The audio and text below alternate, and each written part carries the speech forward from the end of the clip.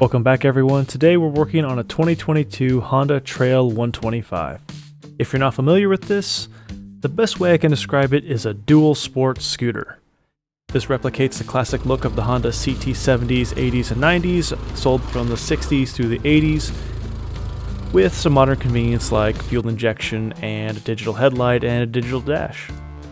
Like its predecessors, it has a 4-speed transmission that's semi-automatic in that it does not have a manual clutch, it's got a centrifugal clutch. Unlike its predecessors though, it does not have a low range. This one shares its engine mostly with the current Super Cub Monkey Grom, and those don't have a low range either. The nice thing about the centrifugal clutch is you don't have to worry about stalling it off-road, but it leaves a lot to be desired in my opinion in terms of engagement power. Ultimately, this is a small, light motorcycle that is designed to be new rider friendly, and that's exactly who it's for. It's for my wife. So with that in mind, we're going to do some light modification to it to make it do a little bit better off-road in our backyard test course and gravel roads and maybe some light trails later on. So let's get to it. The first thing we're going to change is not strictly an off-road modification, but more of a safety and convenience mod. Because my wife has smaller hands, it's difficult for her to reach the brake lever, so we're going to install an adjustable brake lever to make it easier. When I was looking around for an adjustable brake lever, I couldn't find one that was specifically listed for the Trail 125, so I took a gamble on one that was designed for Kawasaki's and Hondas, hoping that there was some commonality, and it does fit. It's a pretty simple install, rotating the master cylinder down so you have access to the hardware, removing the old one, and then installing the new one. As you can see, the lever makes it really easy to adjust for any rider to adjust it to their preference. Alright, so now that we've installed a fancy brake lever, we're going to protect it and her hands with some Barkbusters handguards. Pressing in a small tab on top and bottom of the handlebar under the grips will let you remove the end weights. On the right side, I had to loosen the master cylinder and the throttle assembly to be able to get to the tabs and remove the end weight.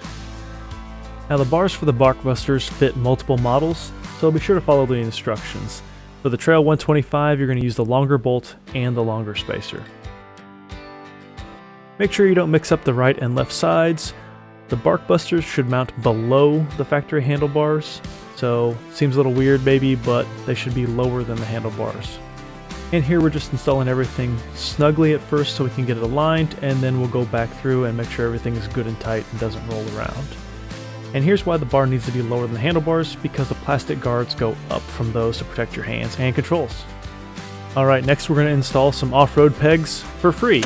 All we're going to do is remove the scrapers from the bottom and remove the rubber bumper from top, and our pegs will be more aggressive for off-road use and be higher clearance as a result. So the Trail 125 comes with a high-mounted exhaust on the right side. This is great for off-road clearance, but not so great for your leg. So we're going to go ahead and wrap it between the exhaust and the heat shield to prevent any burns or injuries. After removing the exhaust and the heat shields from it, we're going to go ahead and soak the exhaust wrap in some water so we can stretch it really tight and get a good fit. I've used quite a bit of exhaust wrap over the years, and no matter how much experience you have, an extra set of hands always comes in handy.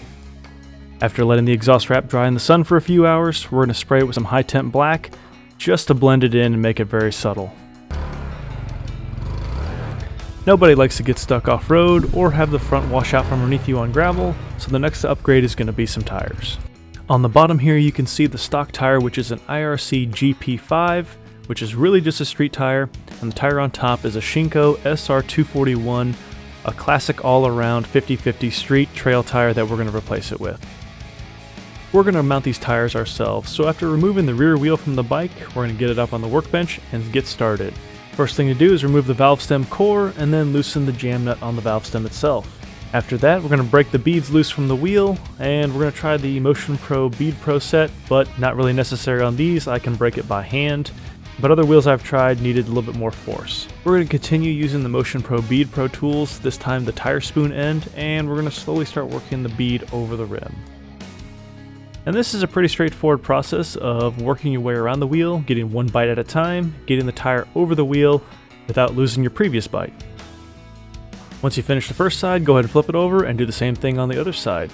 Once you have both beads off the wheel, you can just pop it out.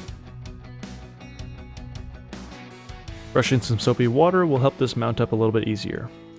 And putting the tire on is a lot like taking it off. You're going to work around the bead, one bite at a time, try not to scratch anything, and try not to lose your previous bite. Once you get the first side started, you can start working the tube in, and you're going to start with the valve stem itself. So get that seated into the rim, and then put the jam nut on there loosely so it doesn't move, and then you can work it around into the tire. Throw a little bit more soapy water on the other bead, and start working it around with the Bead Pro tools again. It's a little bit harder to do this the last side, so an extra set of hands can come in handy. After reinstalling the rear wheel and tire, we're going to repeat the same procedure for the front. So while you're watching this tire get changed, if you could go ahead and hit that subscribe button, I would really appreciate it. This video is not sponsored by anyone in any way, so all likes, shares, and subscribes really help. Thanks again. With the front tire mounted, all we got to do is put it back in the forks and reinstall the exhaust and its heat shields.